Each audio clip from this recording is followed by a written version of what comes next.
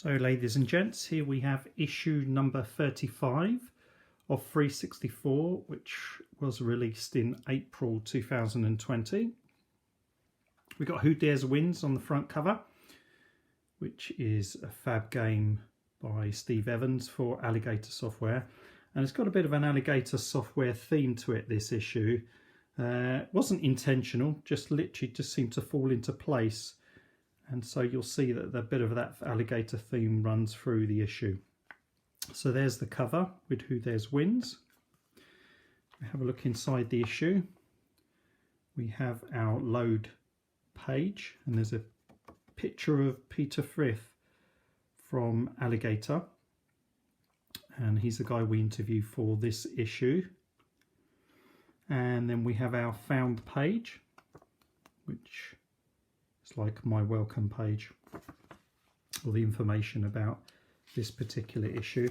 There's our Who Dares Wins feature, which talks about the story that we most of us know about Who Dares Wins 1 being programmed for the Commodore 64, and because it was too much like Commando, Elite took offence, issued a summons, and stopped the game from being published. But Steve Evans changed the game a little bit, changed the level designs, and Who Dares Wins 2 was released instead, which is a fab game. I actually prefer playing Who Dares Wins 2 than Commando. Here's a small little programmer's profile of Steve Evans. Then there's a lot more about Who Dares Wins, and also Tommy Atkins. Who's Tommy Atkins? Because the name on the title screen for Who Dares Wins 2 says written by Tommy Atkins. But who is Tommy Atkins? And we explain who he is. How rare wins, which is how rare the first release of the game is. And then we hack the game with infinite lives, invincibility, and walkthrough scenery, and infinite grenades.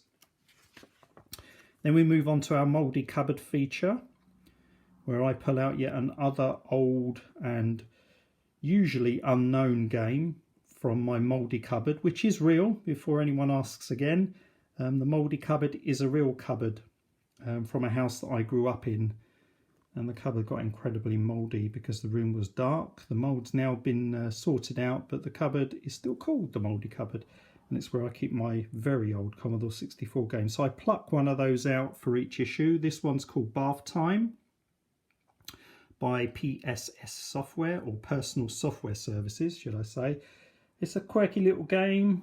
I kind of enjoyed it. It's got nice graphics, not particularly great sound or music.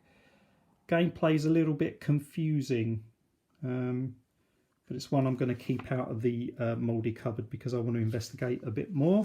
Here's our Diary of a Game by the great Steve Collins. He produced Badlands for Domark Software back in 1989, and he kept these diaries and has exclusively provided them for us to publish for him. So he's had to wait all this time to get his diaries published.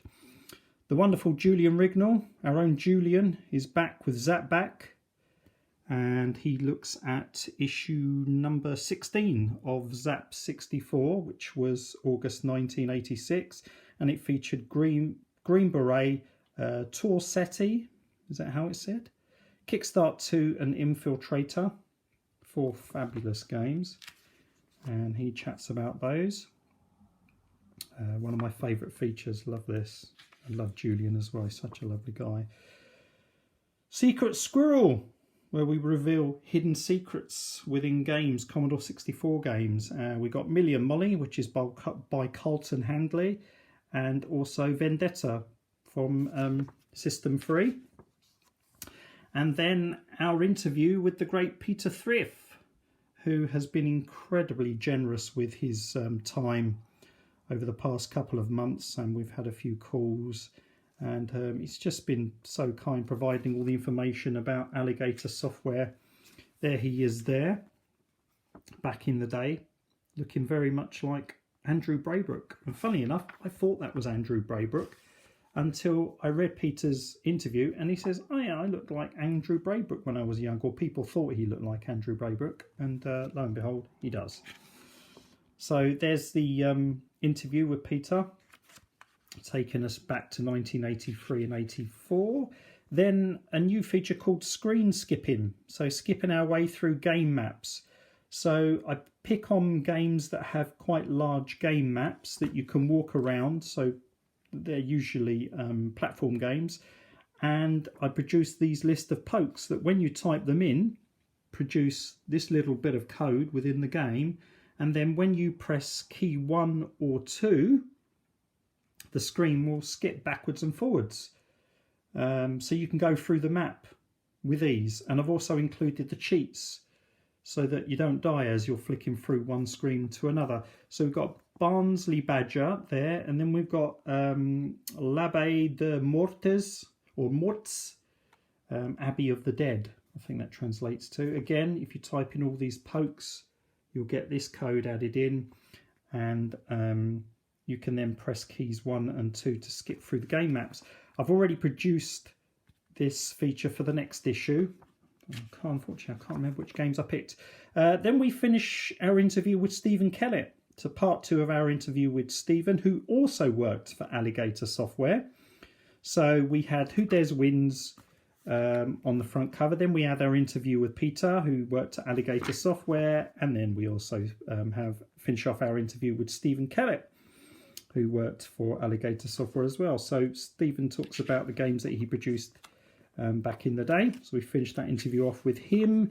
Then we have the making of Petsky art with Andy, who creates these amazing Petsky screens, which are they just literally phenomenal. They really are, with the standard Commodore 64 ASCII graphics. Then we have our pokes and codes, exclusive and unpublished pokes for old and new Commodore 64 games. We've got Crackpots, got a few cheats for that, and then the Shadow over Hawksmill, a load of cheats for that. Love that game. I got to game test that before it was released and spent quite a few hours playing through it, and I think I completed it 6 or 7 times just to game test it. Then we have the great Murray Snedden, who shares his Commodore 64 heaven with us. And then on the back cover we have this The Future Was 8-Bit advert from the guys there. So that is issue number 35 from April 2020. Subscribers got this free and exclusive vinyl sticker, Who Dares Win sticker. So that's for subscribers. So if you subscribe, you get that sticker. And that's it. That's issue number 35 of FREEZE64.